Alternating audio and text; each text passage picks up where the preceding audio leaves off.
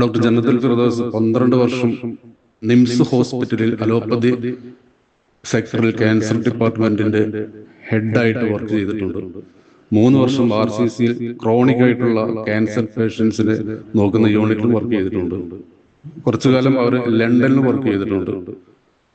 നിരവധി പുരസ്കാരങ്ങൾ ജന്നത്തുൽ ഫിർദൗസിന് ലഭിച്ചിട്ടുണ്ട്. അതിൽ കർണാടകയിൽ നിന്ന് ലഭിച്ച പ്രചോദ്യ അവാർഡ് ആയുർവേദത്തിൽ ഏറ്റവും കൂടുതൽ ക്യാൻസർ പേഷ്യന്റിനെ ട്രീറ്റ്മെന്റ് ചെയ്ത് രക്ഷപ്പെടുത്തിയ ക്വാളിഫൈഡ് ഡോക്ടർമാർക്കുള്ള അവാർഡാണ് അത് അവർക്ക് ലഭിച്ചിട്ടുണ്ട്. കർണാടക വെൻലോക്ക് ഹോസ്പിറ്റലിൽ നിന്നും ലഭിച്ച നെഹ്റു അവാർഡ്, തിരുവനന്തപുരത്ത് നിന്ന് ലഭിച്ച OSTD സയന്റിസ്റ്റ് ഗ്രൂപ്പിന്റെ അവാർഡ്, അവരുടെ തന്നെ ഈ സയന്റിസ്റ്റ് ഗ്രൂപ്പിന്റെ തന്നെ ഡൽഹിയിൽ നിന്നുള്ള അവാർഡ്, അങ്ങനെ നിരവധി പുരസ്കാരങ്ങൾ അവർ തേടിയെത്തിയിട്ടുണ്ട്. അതുപോലെ 53ഓളം മെഡിസിൻസ് അവർ കണ്ടുപിടിച്ചിട്ടുണ്ട്. അതിന് ഗവൺമെന്റ് അസൻസ് പാറ്റന്റ് ലൈസൻസ് കിട്ടിയിട്ടുണ്ട്. അവർക്ക് നിരവധി റിസർച്ചുകൾ നടത്തിയിട്ടുണ്ട്. കേരളത്തിന് പുറത്തും ആയുർവേദ കോളേജുകളിലും സ്കൂളുകളിലും ക്ലാസ്സുകൾ എടുത്തിട്ടുണ്ട്. അതുപോലെ തന്നെ നിരവധി TV ചാനലുകളിലും പത്രങ്ങളിലും മാഗസിനുകളിലും അവരുടെ അഭിമുഖങ്ങൾ നടന്നിട്ടുണ്ട്.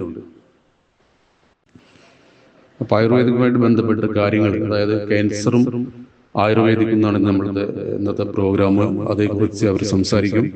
ഗ്രൂപ്പിലുള്ള ആർക്കെങ്കിലും എന്തെങ്കിലും ഡൗട്ടുകളും സംശയങ്ങളും ഒക്കെ ഉണ്ടെന്നുണ്ടെങ്കിൽ, അതുമായി ബന്ധപ്പെട്ടിട്ട് എന്തെങ്കിലും നിങ്ങൾക്ക് അറിയാൻ താല്പര്യം ഉണ്ടെന്നുണ്ടെങ്കിൽ പ്രോഗ്രാം കഴിഞ്ഞതിന് ശേഷം അവരോട് നിങ്ങൾക്ക് ചോദിക്കാം. ഏതായാലും ഞാൻ നീട്ടിയിട്ട് ഒരുപാട് സംസാരിക്കുന്നില്ല. ഈ ഗ്രൂപ്പിലെ അഡ്മിൻ പാനലിനെയും ഗ്രൂപ്പിലെ മൊത്തം മെമ്പർമാരെയും അതോടൊപ്പം നമ്മളുടെ പ്രോഗ്രാം അവതരിപ്പിക്കുന്ന ഡോക്ടർ ജന്നത്തുൽ ഫിർദൗസിനെയും ഗ്രൂപ്പിലേക്ക് ഹാർദവമായി സ്വാഗതം ചെയ്തുകൊണ്ട് ഞാൻ എൻ്റെ വാക്കുകൾ അവസാനിപ്പിക്കുന്നു. നമസ്കാരം. ഗ്രൂപ്പിലുള്ള എല്ലാവർക്കും എൻ്റെ നമസ്കാരം. ഹംസ തിരുനാവായ എന്നയാള് എൻ്റെ ഒരു ഫ്രണ്ടാണ്. ഞങ്ങൾ സ്കൂൾ കാലത്ത് ഒരുമിച്ച് സ്കൂളിൽ പഠിച്ചിരുന്ന ആളുകളാണ്. ഇങ്ങനെ ഒരു പ്രോഗ്രാമിലേക്ക് എന്നെ ക്ഷണിക്കുകയും കുറച്ച് ആളുകൾക്ക് അതുകൊണ്ട് ഉപകാരപ്രദമായ രീതിയിൽ എന്തെങ്കിലും അറിവ് നേടാൻ കഴിയുകയും ചെയ്യുന്നുവെങ്കിൽ എനിക്ക് വളരെ സന്തോഷം. ഞാൻ കുറേ വർഷങ്ങളായിട്ട് 30 വർഷങ്ങളായിട്ട് ആയുർവേദ ചികിത്സ കൊണ്ട് ക്യാൻസർ പേഷ്യൻസിനെ ചികിത്സിച്ച് വരുന്ന ഒരാളാണ്. 30 വർഷമായി പ്രാക്ടീസ് തുടങ്ങിയിട്ട്. ഇതിൽ എപ്പോഴും ഒരുപാട് ആളുകൾ സംശയം ചോദിക്കുള്ള ഒരു സംശയമാണ്, ആയുർവേദത്തിൽ ക്യാൻസറിന് മരുന്നുണ്ടോ എന്ന്. അതിന് ഉത്തരം പറയുന്നതിന് മുമ്പ് ആയുർവേദം എന്താണെന്ന് ചുരുങ്ങിയ വാക്കുകളിൽ പറയാം. ആയുർവേദം എന്ന് പറഞ്ഞാൽ ആയുർവേദത്തിന് 8 ബ്രാഞ്ചസ് ആയിട്ട് വേർതിരിച്ചിട്ടുണ്ട്. അതിൽ സർജറി, മാനസിക രോഗം, ശരീരത്തിൽ വരുന്ന എല്ലാ രോഗങ്ങളും, കുട്ടികളുടെ രോഗം, സ്ത്രീകളുടെ രോഗം, ENT എന്ന സബ്ജക്റ്റിൽ പല്ലിൻ്റെ ചികിത്സ കൂടി ഉൾപ്പെടുത്തിയിട്ടാണ് വരുന്നത്. പിന്നെ ഇതൊന്നും കൂടാതെ വളരെ പ്രത്യേകതയുള്ള ലൈഫ് സ്റ്റൈൽ ഡിസീസ് എന്ന രസായന ചികിത്സ അതിൽ വരുന്നതാണ്. പിന്നെ വാജീകരണം എന്ന് പറയുന്ന ബ്രാഞ്ചിൽ കുട്ടികളില്ലാത്തവർക്കുള്ള ചികിത്സയും ജീവിതത്തിൻ്റെ മുന്നോട്ടുള്ള യാത്രയ്ക്ക് ഉതകുന്നതും യുവത്വം നിലനിർത്തുന്നതിനുമായിട്ടുള്ള ചികിത്സയും ഉൾപ്പെടുത്തിയിരിക്കുന്നത്. ഇങ്ങനെ 8 ബ്രാഞ്ചസ് ആയിട്ടാണ് ആയുർവേദം ഇതിന് കാര്യമായിട്ട് വേർതിരിച്ചിട്ടുള്ളത്. അതിൽ സർജറി ആയുർവേദത്തിലുള്ളത് കൊണ്ട് തന്നെ ആ വിഷയത്തിലാണ് ക്യാൻസറിനെ കുറിച്ച് കൂടുതൽ പ്രതിപാദിച്ചിട്ടുള്ളത്. എൻ്റെ ചികിത്സയ്ക്കിടയിൽ ഞാൻ ഏറ്റവും കൂടുതൽ നേരിട്ടുള്ളൊരു ചോദ്യമാണ്, ക്യാൻസറിന് ആയുർവേദത്തിൽ എങ്ങനെയാണ് ചികിത്സ ഉള്ളത്? അന്നത്തെ കാലത്ത് ക്യാൻസർ എന്ന രോഗം ഉണ്ടായിരുന്നു. അന്ന് കീമോയും റേഡിയേഷനും ഒക്കെ ഉണ്ടായിരുന്നു. അതുപോലെ തന്നെ മൈക്രോസ്കോപ്പ് കണ്ടുപിടിച്ചിരുന്നു. മൈക്രോസ്കോപ്പ് ഇല്ലാതെ ക്യാൻസർ എന്ന രോഗം കണ്ടെത്താൻ കഴിയുമോ? ബ്ലഡ് ടെസ്റ്റുകളും അത്തരം ചികിത്സകളും സർജറി ഒന്നുമില്ലാതെ എങ്ങനെയാണ് ആയുർവേദക്കാർ ക്യാൻസറിനെ ചികിത്സിച്ചിരുന്നത് എന്നൊക്കെ എല്ലാവരും ചോദിക്കാറുണ്ട്. ഇതിനെക്കുറിച്ച് പറയുമ്പോൾ നമ്മൾ ഹിപ്പോക്രാറ്റസ് എന്ന മഹാനാണ് മോഡേൺ മെഡിസിൻ്റെ ഫാദർ എന്നറിയപ്പെടുന്നത്. അദ്ദേഹത്തിൻ്റെ കാലം രേഖപ്പെടുത്തിയിട്ടുള്ളത് BC 537 ഏറ്റവും വിശ്വസനീയമായിട്ടുള്ള കേന്ദ്രങ്ങളിൽ റെഫറൻസ് അനുസരിച്ചിട്ടുള്ളത്. അതിനു മുമ്പ് തന്നെ നമ്മൾ ആയുർവേദത്തിൽ ക്യാൻസറിനെയും സർജറിയെയും കുറിച്ച് പറയുന്ന ആചാര്യന്റെ കാലഘട്ടം എന്ന് പറയുന്നത് BC 6000 ആണ്. അപ്പോൾ ഈ ഒരു ക്യാൻസർ എന്ന സബ്ജക്റ്റ് പാശ്ചാത്യർക്കിടയിൽ സംസാരിക്കുന്നതിന് മുമ്പ് തന്നെ ആയുർവേദ ഗ്രന്ഥങ്ങളിൽ ഇങ്ങനെ ഒരു കാര്യം പറഞ്ഞിട്ടുണ്ടായിരുന്നു. ക്യാൻസറിന് ആയുർവേദത്തിൽ പറയുന്ന പേര് അർബുദം എന്നാണ്. അർബുദം എന്ന വാക്കിൽ നിന്ന് തന്നെ ക്യാൻസറിന്റെ ഭീകരത നമുക്ക് മനസ്സിലാക്കാവുന്നതാണ്. കാരണം അർബുദം എന്ന വാക്കിനർത്ഥം എണ്ണിയാലൊടുങ്ങാത്ത അത്രയും സെല്ലുകൾ എന്നാണ്. കാരണം വളരെയധികം സെല്ലുകൾ പെറ്റുപെരുകുന്നു എന്നുള്ള അർത്ഥത്തിൽ തന്നെയാണ് അർബുദം എന്ന വാക്കുകൾ ആയുർവേദ ആചാര്യന്മാർ ഉപയോഗിച്ചു വന്നിരുന്നത്. ഇനി ഇതിന്റെ പ്രാക്ടിക്കൽ ആസ്പെക്റ്റിലേക്ക് പോകുമ്പോൾ എങ്ങനെയാണ് ക്യാൻസർ ആയുർവേദത്തിൽ ചികിത്സിക്കുന്നത് എന്ന് നോക്കാം. സാധാരണയായി എൻ്റെ അടുത്ത് വരുന്ന പേഷ്യൻസ് 4 കാറ്റഗറിയിൽ പെട്ടവരാണ്. ഒന്ന്, ആദ്യമേ ക്യാൻസർ തുടങ്ങുന്ന സമയത്ത് തന്നെ ഏതെങ്കിലും വിധത്തിൽ ക്യാൻസർ ആണെന്ന് തിരിച്ചറിഞ്ഞ ഉടനെ വരുന്നവര്. അതല്ലെങ്കിൽ എൻ്റെ അടുത്ത് വന്ന ശേഷം ഞാൻ ഏതെങ്കിലും ടെസ്റ്റുകൾ എഴുതി കൊടുക്കുമ്പോൾ അതുവഴി ക്യാൻസർ ആണെന്ന് മനസ്സിലാക്കിയിട്ട് വരുന്ന ഒരു വിഭാഗം ആളുകൾ. അവരെ നമുക്ക് തുടക്കത്തിലുള്ള ആളുകൾ എന്ന ക്യാൻസർ തുടക്കത്തിൽ വരുന്ന ആളുകൾ എന്ന കാറ്റഗറിയിൽ പെടുത്താം. രണ്ടാമത്തത് ക്യാൻസറിന്റെ ട്രീറ്റ്മെന്റ് കഴിഞ്ഞിട്ട് വരുന്നവരാണ്. അതിൽ സർജറി കഴിഞ്ഞവരുണ്ടാവാം ഒരു വിഭാഗം. വേറൊരു വിഭാഗം സർജറി കഴിഞ്ഞു, അത് കൂടാതെ കീമോതെറാപ്പിയും റേഡിയേഷനും കഴിഞ്ഞവരാവാം. അതും കഴിഞ്ഞ് മറ്റൊരു വിഭാഗം പാലിയേറ്റീവ് കെയർ എന്ന നിലക്ക് എല്ലാ ചികിത്സകളും കഴിഞ്ഞ് ഇനി വേറൊന്നും രക്ഷയില്ല എന്ന സ്ഥിതിയിൽ എത്തിയിട്ട് വരുന്ന ആളുകളും ഉണ്ടാവാറുണ്ട്. ഈ എല്ലാ കാറ്റഗറി ആളുകളെയും ഞാൻ ചികിത്സിക്കാറുണ്ട്. തുടക്കത്തിൽ കണ്ടെത്തുന്ന ക്യാൻസറുകൾ പലപ്പോഴും ഈസി ആയിട്ട് മാറ്റാവുന്നതാണ്. ഈസി എന്ന് പറയുമ്പോൾ നമ്മൾ തലവേദനയും പനിയും ഒന്ന് മാറ്റുന്ന അത്രയും ഈസി അല്ല, എന്നാലും കമ്പാരിറ്റീവ്ലി എളുപ്പത്തിൽ മാറ്റാവുന്ന സ്ഥിതിയിലായിരിക്കും. അങ്ങനെ ആണെങ്കിൽ പോലും ചിലപ്പോൾ നമ്മളിപ്പോൾ ഒരു എക്സാമ്പിൾ പറയുകയാണെങ്കിൽ ബ്രസ്റ്റിൽ അല്ലെങ്കിൽ ശരീരത്തിൻ്റെ ഏതെങ്കിലും ഒരു ഭാഗത്ത് ഒരു മുഴ കണ്ടാൽ ആ മുഴ ഏതെങ്കിലും ഒരു ഹോസ്പിറ്റൽ സർജറി ചെയ്തിട്ട് പെട്ടെന്ന് എടുത്ത് കളയുന്നതാണ് പേഷ്യൻറ്റിന് നല്ലത് എന്ന് ബോധ്യമുണ്ടെങ്കിൽ അത്തരം കേസുകളെ സർജറിക്ക് വിടുക തന്നെയാണ് എൻ്റെ പതിവ്. അതേസമയം സർജറിയേക്കാൾ ബെറ്റർ അവർക്ക് അങ്ങനെ ഒരു കീറിമുറിക്കലിൻ്റെ ആവശ്യമില്ലാതെ മരുന്ന് കൊണ്ട് മാറുന്നുണ്ടെങ്കിൽ മാത്രമേ അത്തരം കേസുകൾ ഞാൻ എടുത്ത് ചികിത്സിക്കാറുള്ളൂ. ഇങ്ങനെ സർജറിക്ക് വിടുന്നതിലുള്ള ഒരു ലോജിക് എന്തെന്ന് വെച്ചാൽ, നമ്മൾ ആയുർവേദത്തിലെ മെഡിസിൻസ് ആയുർവേദമായാലും അലോപ്പതി ആയാലും ഏതായാലും മെഡിസിനൽ ട്രീറ്റ്മെൻറ്റ് കൊണ്ട് കൂടുതൽ സമയമെടുത്ത് മാറുകയും അതേസമയം രോഗം പെട്ടെന്ന് മൂർച്ഛിക്കുകയും ചെയ്യുന്ന തരം ക്യാൻസേഴ്സ് ഉണ്ട്. അതുകൊണ്ടാണ് അവയെ എളുപ്പത്തിൽ കട്ട് ചെയ്ത് കളയാൻ വേണ്ടിയിട്ട് മോഡേൺ ഹോസ്പിറ്റലിലേക്ക് തന്നെ വിടുന്നത്. ഇതിനിടയിൽ ഒരു കാര്യം കൂടി പറയാം. ഞാൻ പഠിച്ച കോളേജ് STM ആയുർവേദ കോളേജാണ്. അവിടെ സർജറി നടക്കുന്നുണ്ട്. ഞാൻ ഇവിടെ നാട്ടിലായതുകൊണ്ടാണ്, അത് ആ കോളേജ് ഉടുപ്പിയിലാണുള്ളത്. ഉടുപ്പിയിലും അതുപോലെ ജാംനഗർ BHU എന്ന് പറഞ്ഞാൽ ബനാറസ് ഹിന്ദു യൂണിവേഴ്സിറ്റി എന്നീ സെൻറ്ററുകളിലൊക്കെ ആയുർവേദത്തിൽ ക്യാൻസർ PG ഉള്ള കോളേജുകളാണ്. ആയുർവേദത്തിൽ സർജറിക്ക് PG ഉള്ള കോളേജുകളാണ്. അവിടെയൊക്കെ സർജറീസ് നടക്കുന്നുണ്ട്. പക്ഷെ നമ്മുടെ നാട്ടിലത് നടക്കാത്തത് കൊണ്ട്, അതിനുള്ള സൗകര്യം ഇല്ലാത്തത് കൊണ്ട് അത്തരം ആയുർവേദ ഹോസ്പിറ്റലുകൾ കേരളത്തിലില്ല. അതുകൊണ്ട് സാധാരണയായിട്ട് മോഡേൺ ഹോസ്പിറ്റലുകൾക്ക് വിട്ട് അവിടെ നിന്ന് സർജറി ചെയ്യിക്കുകയാണ് പതിവുള്ളത്.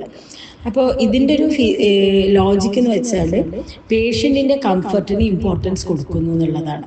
നമ്മൾ പലപ്പോഴും ക്യാൻസർ വന്നു കഴിഞ്ഞാൽ പേഷ്യൻ്റ് എവിടെ പോകണം, എന്ത് ചെയ്യണം, എങ്ങനെ ചെയ്യണം എന്ന് യാതൊരു ഐഡിയ ഇല്ലാതെയാണ് ഇരിക്കാറുള്ളത്.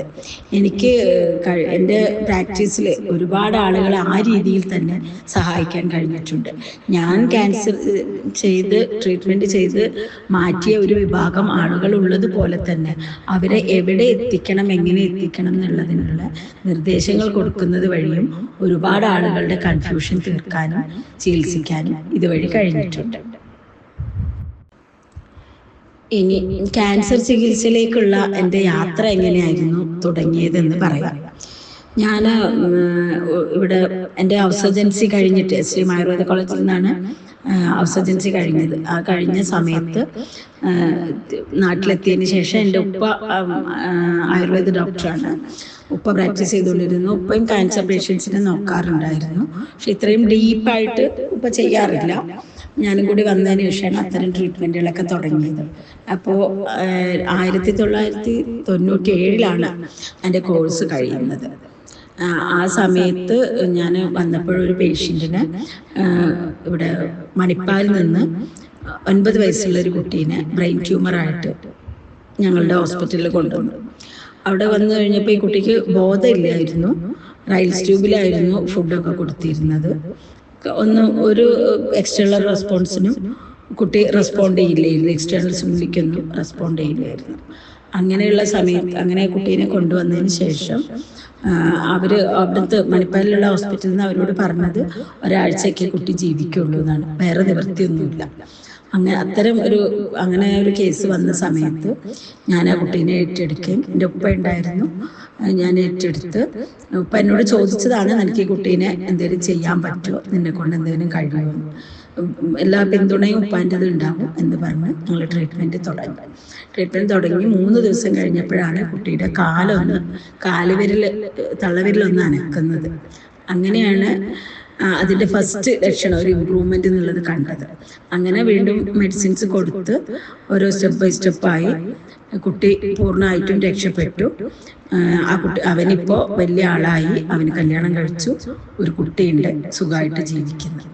അതിനിടയിൽ അവന് ഒരിക്കൽ കൂടി ഒരു സ്ട്രോക്ക് വന്നിട്ട് വീണ്ടും എൻ്റെ അടുത്ത് വന്നിരുന്നു. അതിപ്പോൾ ഈയിടെ 1-2 മാസങ്ങൾക്ക് മുമ്പ്. എന്തും കുഴപ്പമില്ലാണ്ട് കുട്ടി പോകുന്നുണ്ട്. എന്തായാലും ആ കുട്ടി ജീവിച്ചു, ഇത്രയും വർഷങ്ങൾ സുഖമായിട്ട് ജീവിച്ചു, ഒരു ജോലി ചെയ്ത് ജീവിക്കുന്നുണ്ട്. അതിന് പിന്നാലെ അത്തരം കേസുകൾ കുറേ എണ്ണം വരികയും ട്രീറ്റ്മെൻറ്റുകൾ കുറേ അത്തരം കേസുകളൊക്കെ ട്രീറ്റ് ചെയ്യാനും കഴിഞ്ഞു. പിന്നെ ആ സമയത്ത് തന്നെ ആയിരുന്നു ഈ ചാലിയാർ പുഴയിലെ മാലിന്യങ്ങൾ കാരണമാണ് മുക്കം ഭാഗത്ത് കൂടുതൽ പേഷ്യൻസിന് ക്യാൻസർ വരുന്നതെന്നുള്ളൊരു പത്രവാർത്ത വന്നിരുന്നു. അങ്ങനെ അത് ചാലിയാറിലെ മാലിന്യം കൊണ്ടല്ലെന്നും പുകവലി കൊണ്ടാണെന്നും ഒക്കെയുള്ള കുറേ വിവാദങ്ങളൊക്കെ നടക്കുന്നൊരു സമയമായിരുന്നു.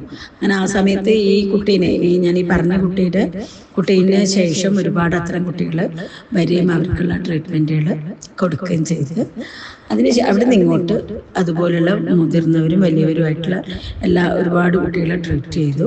ഇപ്പോഴത്തെ ഒരു സ്ഥിതിയിൽ എന്ന് പറയുമ്പോൾ ഞാനിതിൻ്റെ പേപ്പേഴ്സ് എല്ലാ ഡോക്യുമെൻറ്റ്സും കൃത്യമായിട്ട് കീപ്പ് ചെയ്യുന്നതുകൊണ്ട് ഒരുപാട് മോഡേൺ ഹോസ്പിറ്റലിലെ ഡോക്ടേഴ്സും റിസർച്ച് സയൻറ്റിസ്റ്റും എല്ലാം എനിക്ക് നല്ല സപ്പോർട്ടുണ്ട്. എല്ലാ കേസുകളും റെക്കോർഡ് ചെയ്യുകയും വേണ്ടടുത്തൊക്കെ എൻ്റെ ഗുരുക്കന്മാരുടെയും എല്ലാം ആയുർവേദത്തിലുള്ളവർ അലോപ്പതിയിലുള്ളവരായിട്ടുള്ള ഒരുപാട് ആളുകളുടെ സപ്പോർട്ടുകൾ വാങ്ങുകയും ചെയ്യാറുണ്ട്. അപ്പോൾ നമുക്കിപ്പോൾ ഏതെങ്കിലും ഒരു കേസ് വന്നു കഴിയുമ്പോൾ എന്തെങ്കിലും ബുദ്ധിമുട്ടുണ്ടെങ്കിൽ ഏതെങ്കിലും ഹോസ്പിറ്റലിലേക്ക് റെഫർ ചെയ്യാനോ മറ്റോ യാതൊരു ബുദ്ധിമുട്ടും ഇല്ല. പലരും ചോദിക്കാറുണ്ട്, നിങ്ങൾ ഈ അലോപ്പതിക്കാരും ആയുർവേദക്കാരും തമ്മിൽ ഭയങ്കര അടിയല്ലേ, പിന്നെ അവർ ഇത് അംഗീകരിക്കുമോ എന്ന്. അങ്ങനെ ഒരു പ്രശ്നമില്ല.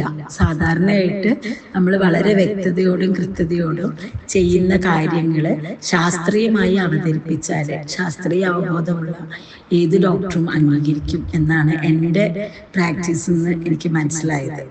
എപ്പോഴും നമ്മൾ കേസുകൾ വരുമ്പോൾ ഈ ഫസ്റ്റ് സ്റ്റേജിലല്ലാത്ത കേസുകൾ, second stage, third stage, fourth stage ഒക്കെ ആയിട്ടുള്ളവർ വരാം, ഒരു നിവൃത്തിയില്ലാത്ത പാലിയേറ്റീവ് കെയറിലുള്ളവർ വരാം. അപ്പോൾ എല്ലാ സമയത്തും മോഡേൺ ഹോസ്പിറ്റലിൻ്റെ സപ്പോർട്ട് ആവശ്യമുള്ളെങ്കിൽ അവരതിലേക്ക് വിടുകയും ആ രീതിയിൽ ആയുർവേദവും അലോപ്പതിയും ചേർന്ന് ചികിത്സിച്ച് ഒരുപാട് ആളുകളെ രക്ഷപ്പെടുത്താൻ കഴിഞ്ഞിട്ടുണ്ട്. ഇനി ക്യാൻസർ ഏതൊക്കെ അവയവങ്ങളെയാണ് ബാധിക്കുക എന്ന് പലരും ചോദിക്കാറുണ്ട്. അതിൽ ഹാർട്ടിനെ ക്യാൻസർ ബാധിക്കുന്നത് വളരെ വളരെ അപൂർവമാണ്, റയറസ്റ്റ് ആണ്. ബാക്കി എല്ലാ അവയവങ്ങളെയും ക്യാൻസർ സാധാരണയായിട്ട് ബാധിക്കാറുണ്ട്.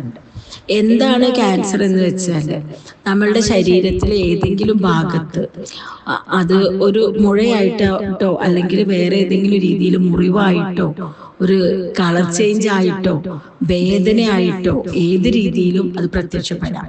ഈ ക്യാൻസർ എന്ന് പറയുമ്പോൾ നമ്മൾ സാധാരണ സാധാരണയായിട്ട് സെല്ലുകൾ ഡിവൈഡ് ചെയ്ത് പോവുകയും ആ ഡിവിഷൻ കഴിഞ്ഞിട്ട് അതിൻ്റെ ഒരു പ്രത്യേക പണികൾ ഉണ്ടാവും ഓരോ സെല്ലുകൾക്കും. ആ പണികൾ കഴിഞ്ഞാൽ ആ സെല്ലുകൾ, നമുക്ക് ആവശ്യമില്ലാത്ത സെല്ലുകൾ നശിച്ചു പോവുകയും വേണം. ഈ ക്യാൻസർ എന്ന് പറയുമ്പോൾ ഒരു പണിയും ചെയ്യാൻ കഴിയാത്ത, നമ്മളുടെ സാധാരണ കോശങ്ങൾക്ക് ചെയ്യാൻ കഴിയുന്ന പണികളൊന്നും ചെയ്യാൻ കഴിയാത്ത സെല്ലുകൾ അബ്നോർമലായിട്ട് വളരുന്ന ഒരു അവസ്ഥയാണ്. ഇതിങ്ങനെ അബ്നോർമലായിട്ട് വളരുകയും അടുത്തുള്ള അവയവങ്ങളെ ബാധിക്കുകയും ആ അവയവങ്ങളെ ഒക്കെ ആക്രമിക്കുകയും ചെയ്യുന്ന ഒരവസ്ഥയാണ് ക്യാൻസർ. അപ്പൊ ഇതില് വരുമ്പോൾ നമ്മളിപ്പോ എങ്ങനെയാണ് ഫസ്റ്റ് സ്റ്റേജിൽ കണ്ടുപിടിക്കുക എന്നുള്ളതിന് വളരെ വ്യക്തമായിട്ട് ഒരു ആൻസർ ഇല്ല ശരിക്കും പറഞ്ഞാൽ. കാരണം അത് സാധാരണ ഒരു വേദനയായിട്ടോ അല്ലെങ്കിൽ ഒരു വേദനയില്ലാത്ത ഒരു മുഴയായിട്ടോ ചിലപ്പോൾ പ്രത്യക്ഷപ്പെടാം. പക്ഷെ നമ്മൾ അത്തരത്തിലുള്ള സംശയാസ്പദമായിട്ടുള്ള എന്ത് കണ്ടാലും ഒരു ക്വാളിഫൈഡ് ആയിട്ടുള്ള ഒരു ഡോക്ടറെ കാണുകയും വേണ്ട തരത്തിൽ പരിശോധനകൾ നടത്തുകയും ചെയ്യുകയാണെങ്കിൽ ക്യാൻസർ തുടക്കത്തിലെ കണ്ടെത്താൻ കഴിയും. പിന്നെ ക്യാൻസറിന്റെ ചികിത്സയേക്കാൾ പ്രാധാന്യമുണ്ട് അത് വരാതെ സൂക്ഷിക്കുന്നതിൽ ഏറ്റവും പ്രധാനപ്പെട്ട കാര്യം ലൈഫ് സ്റ്റൈലാണ്. നമ്മുടെ ലൈഫ് സ്റ്റൈല് അതിൽ പ്രധാനം എന്ന് പറയുമ്പോൾ നമ്മളെ ഭക്ഷണ രീതികൾ വളരെ പ്രധാനമാണ്. ഭക്ഷണം എന്ന് പറയുമ്പോൾ എല്ലാവർക്കും സംശയമുള്ളൊരു കാര്യമാണ് എന്ത് കഴിക്കണം എന്നുള്ളത്. അത് ശരിക്കും പറഞ്ഞാൽ ഓരോ മനുഷ്യനും ഓരോ പ്രകൃതി ഉണ്ട്. ആയുർവേദത്തിൽ വാത പിത്ത കഫ എന്ന് പറഞ്ഞിട്ട് 3 പ്രകൃതികളും അതിൻ്റെ ഉപപ്രകൃതികളായിട്ട് 64 പ്രകൃതികളും വരും. അപ്പൊ നമ്മൾ പറയുമ്പോൾ നമ്മൾ ഈ ജീവിക്കുന്ന, നമ്മൾ ഈ കാണുന്ന ജനങ്ങളില് ഇവരെല്ലാം ഈ പ്രകൃതികളിൽ ഏതെങ്കിലും ഒന്നായിരിക്കാം, അല്ലെങ്കിൽ ഇവയുടെ മിക്സഡ് ആയിട്ടുള്ള ഒരു രൂപമായിരിക്കാം. അങ്ങനെ ഓരോ പ്രകൃതിക്കാർക്കും ഇണങ്ങുന്ന ഭക്ഷണവും ജീവിത രീതിയും വ്യത്യസ്തമാണ്. സാമാന്യമായിട്ട് എല്ലാവർക്കും ചേരുന്ന ഒരു രീതി ഉണ്ടെങ്കിലും ചില ഇൻഡിവിജ്വൽസിന് ആ സാമാന്യമായ രീതി പറ്റില്ല. അത് നമുക്ക് പലപ്പോഴും നമുക്ക് തന്നെ മനസ്സിലാക്കാൻ പറ്റും. ചില കാര്യങ്ങൾ എനിക്ക് പറ്റില്ല, മറ്റേ ആൾക്ക് കഴിക്കാം എന്നുള്ള രീതിയിൽ. അങ്ങനെ നമ്മുടെ ശരീരം തന്നെ സൂക്ഷിച്ചു നോക്കിക്കഴിഞ്ഞാൽ നമ്മുടെ ശരീരം തന്നെ നമ്മളോട് പറയും ഇന്നതാണ് നിങ്ങൾക്ക് നല്ലത്, ഇന്നത് നല്ലതല്ല എന്നുള്ള. അത് അതിനൊരു ഫിലോസഫിക്കൽ ആസ്പെക്റ്റ് ആണ്. അതിന് കുറച്ച് കാര്യങ്ങളും കൂടി മനസ്സിലാക്കേണ്ടതുണ്ട്. നമ്മുടെ നോർമൽ ശരീരത്തിലുള്ള വിശപ്പ്, ദാഹം, ക്ഷീണം, ചുമ വരിക, അല്ലെങ്കിൽ പിന്നെ സ്നീസിങ്, തുമ്മല് വരിക, പിന്നെ മലമൂത്രത്തിനുള്ള ഇതിൻ്റെയൊക്കെ അടിസ്ഥാനത്തിലാണ് നമ്മൾ ഈ പ്രകൃതികൾ കണ്ടെത്തുന്നത്. ഇപ്പൊ ഒരു ഭക്ഷണം ഒരാൾ കഴിച്ചാൽ എത്ര സമയം കൊണ്ട് അയാൾക്ക് വിശക്കുന്നുണ്ട്, വേറൊരാൾക്ക് അതിനേക്കാൾ കൂടുതൽ സമയം എടുത്തിട്ടായിരിക്കാം വിശക്കുന്നത്. ഇത്തരം കാര്യങ്ങൾ ഓരോന്നും ശ്രദ്ധാപൂർവം മനസ്സിലാക്കിയിട്ടാണ് ഈ പ്രകൃതിയെ മനസ്സിലാക്കാൻ കഴിയുക. അങ്ങനെ ആ ഓരോ തരം പ്രകൃതിക്കുള്ള ആളുകൾ അതാത് പ്രകൃതിക്കനുസരിച്ച് ജീവിച്ചു പോകുന്നതാണ് ആയുർവേദത്തിന്റെ രീതി. അതുകൂടാതെ ഇപ്പോ പ്രകൃതി എന്ന് പറയുമ്പോൾ നമ്മളിപ്പോ സാധാരണ നിലക്ക് ചില ആളുകൾക്ക് ഭയങ്കര വിശപ്പ് കൂടുതലുള്ള ആളുകളായിരിക്കും, ചില ആളുകൾക്ക് വിശപ്പ് കുറവുള്ളവരായിരിക്കും, ചില ആളുകൾക്ക് മീഡിയം ആയിരിക്കും. ഇത് നമുക്ക് പെട്ടെന്ന് മനസ്സിലാക്കാൻ പറ്റുന്ന, ഭക്ഷണത്തിന്റെ കാര്യത്തിൽ പെട്ടെന്ന് മനസ്സിലാക്കുന്ന ഒരു പ്രകൃതിയാണ്. പക്ഷെ നമ്മൾ എന്താ ചെയ്യുക, എപ്പോഴും ഒരു ടൈം വെച്ചിട്ട് ഭക്ഷണം കഴിക്കുകയാണ്. ആയുർവേദത്തിന്റെ തിയറി അനുസരിച്ചിട്ട് ഭക്ഷണം കഴിക്കേണ്ട ടൈം എന്ന് പറയുന്നത് അങ്ങനെ ഒരു ടൈം ഇല്ല. ശരിക്കും വിശക്കുമ്പോഴാണ് ഭക്ഷണം കഴിക്കേണ്ടത്. എപ്പോഴാണോ ശരിയായ രീതിയിൽ വിശപ്പ് വരുന്നത്. ആദ്യം കഴിച്ച ഭക്ഷണം പൂർണ്ണമായും ദഹിച്ചു കഴിഞ്ഞാലാണ് ഒരാൾക്ക് വിശപ്പ് വരുന്നത്. ആ വിശക്കുന്ന നേരത്താണ് ശരിക്കും ഭക്ഷണം കഴിക്കേണ്ടത്. കഴിക്കുന്ന ഭക്ഷണം എളുപ്പത്തിൽ ദഹിക്കുന്നതും അതുപോലെ തന്നെ അധികം ചൂടില്ലാത്തതും അധികം തണുപ്പില്ലാത്തതും, വെറുതെ വാരി വലിച്ച് സ്പീഡിൽ കഴിക്കുന്ന സ്വഭാവം, വളരെ മന്ദത്തിൽ മെല്ലെ മെല്ലെ മെല്ലെ കഴിക്കുന്ന സ്വഭാവം, ഇടയ്ക്കിടയ്ക്ക് കഴിക്കുന്ന സ്വഭാവം, ഇതൊക്കെ ഭക്ഷണത്തിൽ പാടില്ലാത്ത ശീലങ്ങളാണ്. പിന്നെ അതുപോലെ തന്നെ പഴകിയ ഭക്ഷണങ്ങൾ, ഇതൊക്കെ കഴിക്കാൻ പാടില്ലാത്തതും ആണ്. പിന്നെ ഇപ്പോഴത്തെ ഒരു കാലഘട്ടത്തെ വെച്ച് പറയുമ്പോൾ ജങ്ക് ഫുഡുകൾ, നമ്മൾ ബേക്കറിയിലും ഇതിലൊക്കെ കിട്ടുന്ന ഫുഡുകൾ വളരെയധികം നമുക്ക് ഉപദ്രവം ഉണ്ടാക്കുന്നതാണ്. അതെല്ലാവരും പറയുന്നത് തന്നെയാണ്. എത്രയൊക്കെ പറഞ്ഞു കഴിഞ്ഞാലും വീണ്ടും നമ്മൾ ആ കഴിക്കുന്ന ഭക്ഷണത്തിൻ്റെ ടേസ്റ്റ് മാത്രം നോക്കിയിട്ട് ഇത്തരം ഭക്ഷണ രീതിയിലേക്ക് പോകുന്നത് തന്നെയാണ് ക്യാൻസർ അടക്കമുള്ള എല്ലാ ലൈഫ് സ്റ്റൈൽ ഡിസീസിനും കാരണമാകുന്നത്. പിന്നെ ഈ അടുത്ത കാലത്തായിട്ട് നമ്മൾ ശ്രദ്ധിച്ചു നോക്കിക്കഴിഞ്ഞാൽ ക്യാൻസർ കൂടിയിട്ടുണ്ട് എന്ന് തന്നെയാണ് കണക്കുകൾ പറയുന്നത്.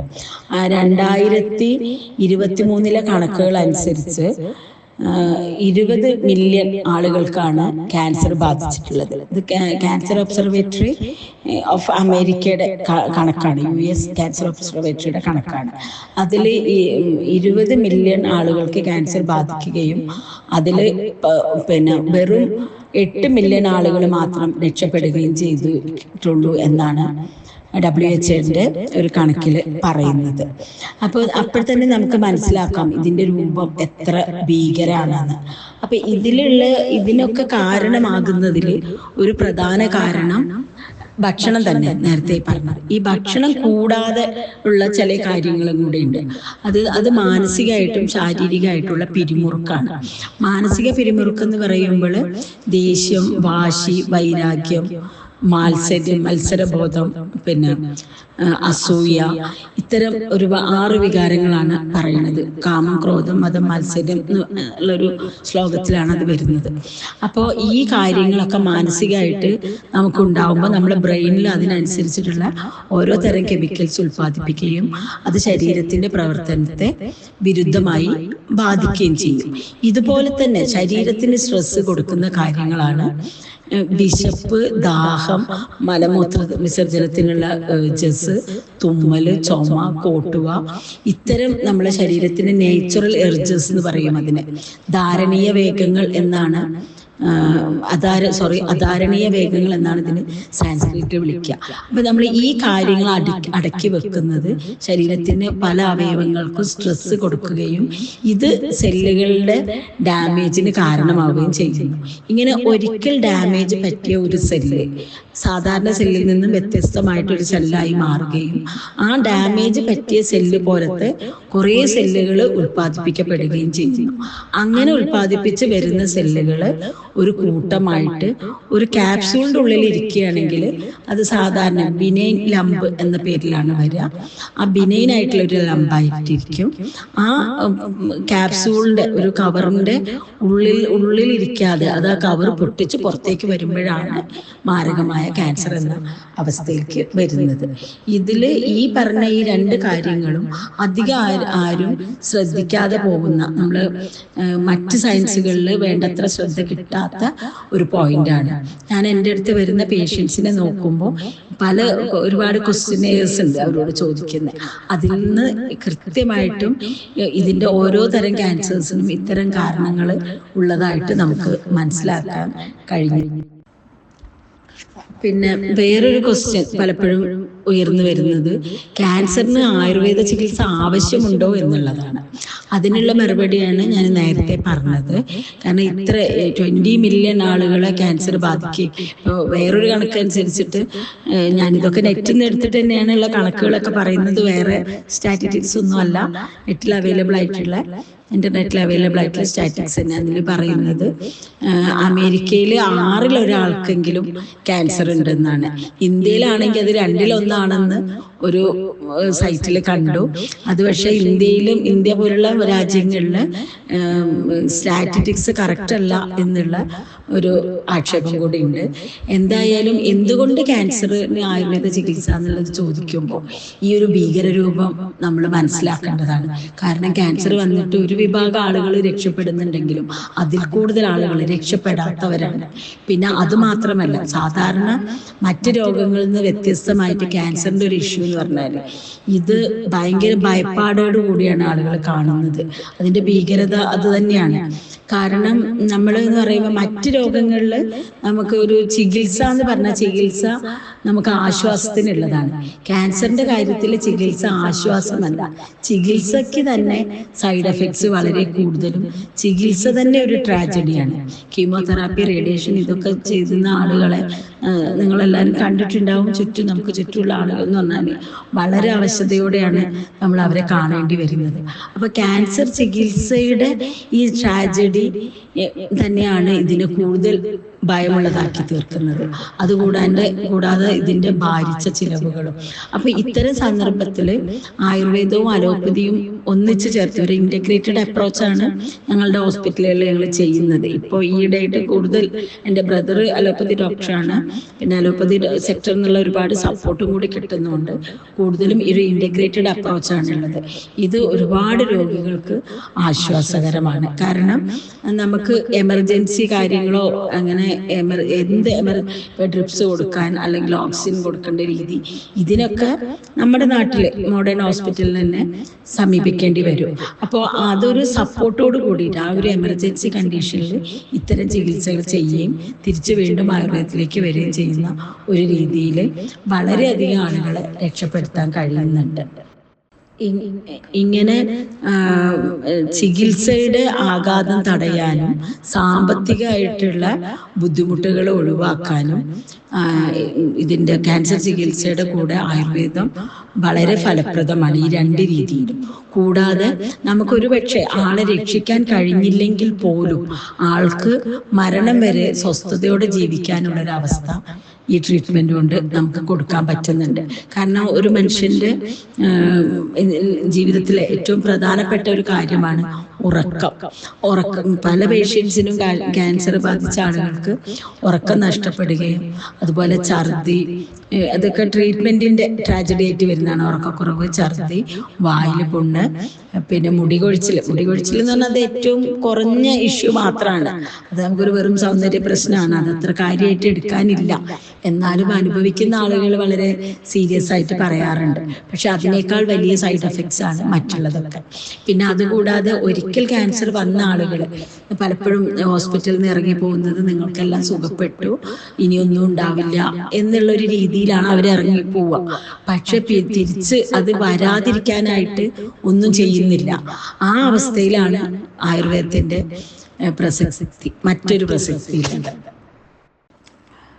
എന്ന് വെച്ചാൽ പലപ്പോഴും ഇപ്പൊ ഒരു പേഷ്യന്റ് ക്യാൻസർ വന്നു എന്ന് വെച്ചു. അപ്പൊ ക്യാൻസർ കണ്ടെത്തി ചികിത്സിച്ചു, നമ്മൾ സർജറി ചെയ്യേണ്ട സ്ഥലത്ത് സർജറി ചെയ്തു, കീമോതെറാപ്പി, റേഡിയേഷൻ, ബാക്കിയുള്ള ചികിത്സകളെല്ലാം ചെയ്തു. ഇനി നിങ്ങൾക്ക് കുഴപ്പമൊന്നുമില്ല എന്ന് പറഞ്ഞു പോയ ആളുകളാണ് പലപ്പോഴും അതിനേക്കാൾ ഭീകരമായ മറ്റൊരു ക്യാൻസറുമായിട്ട് നമ്മളെടുത്ത് വരുന്നത്. ഇതിനെയാണ് റിക്കറൻസ് എന്ന് പറയുന്നത്, ഒരിക്കൽ വന്നിട്ട് വീണ്ടും വരുന്നതിന്. അപ്പൊ നമ്മൾ പലപ്പോഴും ഈ വന്ന ക്യാൻസർ എടുത്ത് കളയല്ലാതെ അത് വരാതിരിക്കാനായിട്ട് ഒന്നും ചെയ്യുന്നില്ല. അപ്പൊ സാധാരണ ഒരു രോഗം ഇല്ലാത്ത ആള്, ക്യാൻസർ ഒരിക്കലും വരാത്ത ആളുകളെ ഇതിന് പ്രിവെൻഷന് വേണ്ടിയിട്ട് കാര്യങ്ങൾ ചെയ്യേണ്ടതാണ്. അതിനേക്കാൾ കൂടുതൽ പ്രാധാന്യമുണ്ട് ഒരിക്കൽ ക്യാൻസർ വന്ന ആള് രണ്ടാമത് വരാതിരിക്കാൻ വേണ്ടി ചെയ്യേണ്ട കാര്യത്തിന്. കാരണം ഈ കീമോതെറാപ്പി ആയിട്ടും റേഡിയേഷനുമായിട്ട് കൊടുക്കുന്ന മരുന്നുകൾ തന്നെ കാർസിനോജൻസ് ആണ്. കാർസിനോജൻസ് എന്ന് പറഞ്ഞാൽ ക്യാൻസർ ഉണ്ടാക്കാൻ ഉതകുന്ന പദാർത്ഥങ്ങളെയാണ് കാർസിനോജൻസ് എന്ന് പറയുന്നത്. അത് നേരത്തെ പറഞ്ഞ ഫുഡിലുള്ളത് പോലെ തന്നെയാണ് ഈ പല മരുന്നുകളുടെയും കീമോതെറാപ്പി മരുന്നുകളിലും ഉള്ള കാർസിനോജനിക് ആയിട്ടുള്ള പദാർത്ഥങ്ങളുണ്ട്. അപ്പൊ ഇത് സാധാരണ ഡോക്ടേഴ്സിന് അറിയുന്നതാണ്. പക്ഷെ വേറെ നിവൃത്തിയില്ലാത്തതുകൊണ്ടാണ് ഇത്തരം ചികിത്സകൾ കൊടുക്കുന്നത്. കീമോതെറാപ്പി അല്ലാതെ വേറെ ഒന്നുമില്ല എന്നുള്ളത് കൊണ്ട് കീമോതെറാപ്പി കൊടുക്കുന്നു. പക്ഷെ അതിന്റെ സൈഡ് എഫക്റ്റ് പിന്നീട് ഉടനെ വരാം, അതല്ലെങ്കിൽ വർഷങ്ങൾക്ക് ശേഷം വരാം. അത്തരം സന്ദർഭങ്ങളിൽ കീമോതെറാപ്പിയുടെ കൂടെയോ റേഡിയേഷൻ്റെ കൂടെയോ കീമോതെറാപ്പിക്ക് ശേഷവും അതുപോലെ തന്നെ കീമോതെറാപ്പിക്ക് മുമ്പും ചെയ്യുന്ന ആയുർവേദ ചികിത്സകൾ ക്യാൻസറിനെതിരെയുള്ള ബോഡിയുടെ പ്രതിരോധ ശേഷി വർദ്ധിപ്പിക്കാനും കീമോതെറാപ്പി റേഡിയേഷൻ മുതലായവയുടെ സൈഡ് എഫക്ട്സ് കുറക്കാനും അതുപോലെ തന്നെ നമ്മൾ വളരെ കെയർഫുൾ ആയിട്ട് എടുക്കേണ്ട ഒരു കാര്യം എന്ന് പറഞ്ഞാൽ ആയുർവേദ മരുന്നുകൾ കൂടി കഴിക്കുന്ന അതിനൊപ്പം കീമോതെറാപ്പിയും ചെയ്യുന്ന പേഷ്യൻസിന് കീമോതെറാപ്പി കൊണ്ട് ഉദ്ദേശിക്കുന്ന നല്ല ഫലങ്ങൾ കൃത്യമായിട്ട് ലഭിക്കുന്നുണ്ട്. പലപ്പോഴും ഇപ്പോൾ ഒരു ഡോക്ടർ, ഒരു ഓങ്കോളജിസ്റ്റ്, ഒരു മോഡേൺ ഓങ്കോളജിസ്റ്റ് വളരെ പ്രതീക്ഷയോടെ കൂടി തന്നെയാണ് ഈ പേഷ്യന്റിനെ നോക്കുന്നത്. അവർക്ക് മാറാൻ വേണ്ടി തന്നെയാണ് മരുന്ന് കൊടുക്കുന്നത്. പക്ഷെ ഒരു പേഷ്യന്റിന് കൊടുത്ത മരുന്ന് അടുത്ത പേഷ്യന്റിന് എഫക്റ്റ് ചെയ്യുന്നില്ല. അപ്പൊ ഈ നമ്മൾ ഈ ആയുർവേദ രീതിയിലുള്ള ആയുർവേദത്തിൽ ഇപ്പോൾ ഒരുപാട് മരുന്നുകൾ നമ്മൾ ഡെവലപ്പ് ചെയ്ത് എടുത്തിട്ടുള്ളതാണ്. വർഷങ്ങളുടെ റിസർച്ചും ഒബ്സർവേഷനും കാരണം കൊണ്ടാണ് നമ്മൾ ഈ ഒരു നിലയ്ക്ക് എത്തിയിട്ടുള്ളത്. അപ്പൊ ഈ മരുന്നുകൾ അങ്ങനെ വരുന്ന മരുന്നുകൾ കൊടുക്കുമ്പോൾ പേഷ്യന്റിന് അവര് പലപ്പോഴും ഇപ്പൊ ഡോക്ടേഴ്സ് പറയും, നിങ്ങൾ അത്ഭുതമായിരിക്കുന്നത്, നിങ്ങൾ എങ്ങനെ രക്ഷപ്പെട്ടത്, കാരണം അവർ കീമോ എടുക്കുന്നുണ്ട്. പലപ്പോഴും ഈ ആയുർവേദം ചെയ്യുന്ന കാര്യം അവിടെ പറയില്ല. അപ്പൊ ഈ കീമോന്റെ എഫക്റ്റ് ആയുർവേദ മരുന്നിന്റെ കൂടെ കൂടുതൽ ലഭിക്കുന്നുണ്ട്. പിന്നെ ഇപ്പൊ ഞാൻ പറഞ്ഞ കാര്യത്തിന് അപവാദമായിട്ടുള്ളൊരു കാര്യമുണ്ട്. പലരും എത്രയോ ആളുകൾ ചോദിക്കുന്നതും എത്ര പേഷ്യൻസിന് പറഞ്ഞു കൊടുത്താലും മനസ്സിലാവാത്ത ഒരു കാര്യമാണ്, ആയുർവേദവും അലോപ്പതിയും കൂടി ഒരുമിച്ച് ചെയ്യാൻ പറ്റുമോ എന്നാണ് ചോദ്യം.